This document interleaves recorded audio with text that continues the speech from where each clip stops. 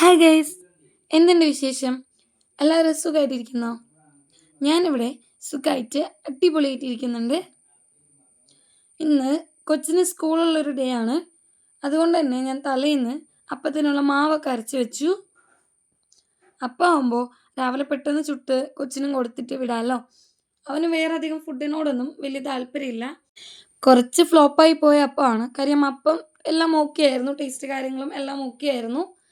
ഹോളും കാര്യങ്ങളൊക്കെ വരുന്നുണ്ടായി. പക്ഷെ എന്തോ ഒരു അപാകത സംഭവിച്ചിട്ടുണ്ട്. എനിക്ക് തോന്നുന്നു ചോറ് കുറച്ച് കൂടിപ്പോയെന്ന് തോന്നുന്നു. അരച്ചതിൽ കുറച്ച് ഒട്ടിപ്പിടിക്കുന്നുണ്ട്. എന്നാലും കുഴപ്പമില്ല, നല്ല അപ്പമായിരുന്നു. ഞാൻ ഒട്ടിപ്പിടിക്കുന്ന കാരണമാണ് എണ്ണ ബ്രഷിലൊന്ന് ജസ്റ്റ് തൂക്കി കൊടുക്കുന്നത്. അപ്പോൾ welcome to yet another video of Hasan അനാവശ്യ ചാനൽ.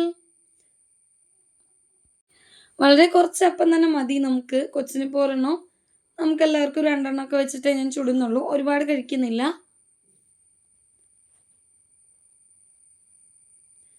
കണ്ടില്ലേ, ഹോൾസ് കാര്യങ്ങളൊക്കെ വന്ന് പെർഫെക്റ്റ് ആയിട്ടൊക്കെ കിട്ടിയിട്ടുണ്ട്. എന്നാലും കുറച്ചൊന്ന് ഒട്ടി പിടിക്കുന്നുണ്ടായിരുന്നു. ഞാൻ പല രീതിയിലൊന്ന് ചുറ്റിച്ച് നോക്കി, കയ്യിൽ വെച്ച് ചുറ്റിച്ച് നോക്കി, എല്ലാം ട്രൈ ചെയ്തു. ചെറിയൊരു അപാകത സംഭവിച്ചിട്ടുണ്ട്. അപ്പോൾ ഇത് മതി. അപ്പത്തിന് കറിയായിട്ട് ഞാൻ ചമ്മന്തി അതിൻ്റെ കൂടെ ഉണ്ടാക്കുന്നുണ്ടായിരുന്നു.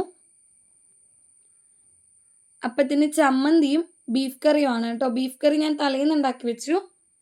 അതൊന്ന് ജസ്റ്റ് ചൂടാക്കണം. കുറച്ച് തിക്കായിട്ട് തന്നെയാണ് കേട്ടോ ബീഫ് കറി ഉണ്ടാക്കിയത്. നല്ല കറിയായിരുന്നു. പിന്നെ കഴിക്കാൻ പോകുന്നതിന് മുമ്പ് ഞാൻ അരിയും കൂടി ഇടാമെന്ന് വിചാരിച്ചിട്ട് അരി കഴുകാൻ പോവാണ്. നോർമൽ ചോറുണ്ടാക്കാനായിരുന്നു പ്ലാൻ, പക്ഷെ അതൊന്ന് മാറ്റി തേങ്ങാച്ചോറാക്കുന്നുണ്ട്.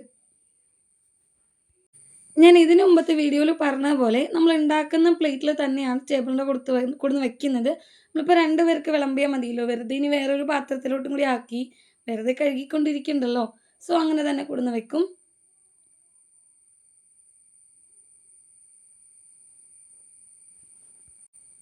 തേങ്ങാച്ചോറും ബീഫ് കറിയും സലാഡ് വരുന്നുണ്ടായിരിക്കുന്നത്. സലാഡിൽ ഞാൻ സവാളയും കുക്കുംബറും തൈര് മാത്രമേ മിക്സ് ചെയ്തിട്ടുള്ളൂ.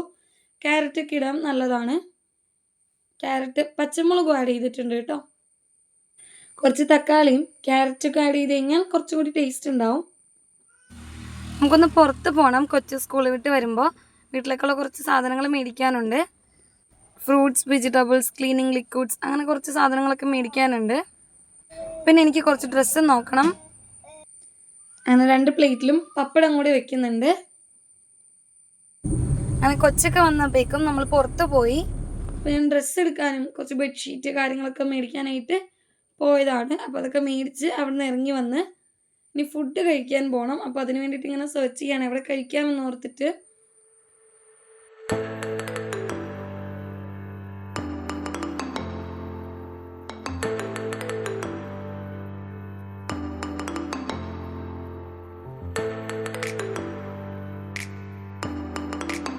അങ്ങനെ ഫുഡ് കഴിക്കാൻ ഇറങ്ങുന്നുണ്ട്.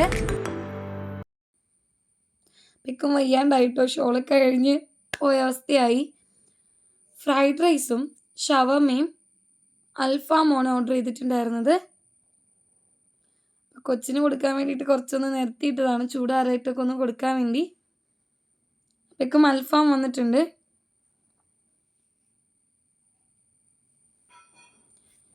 പിന്നെ വീട്ടിലേക്ക് ഒരുപാട് സാധനങ്ങൾ മേടിക്കാനുണ്ടായിരുന്നു.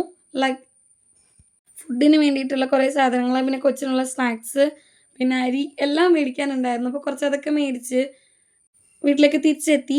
പിന്നെ അടുത്ത വീഡിയോ ആയിട്ട് കാണാം.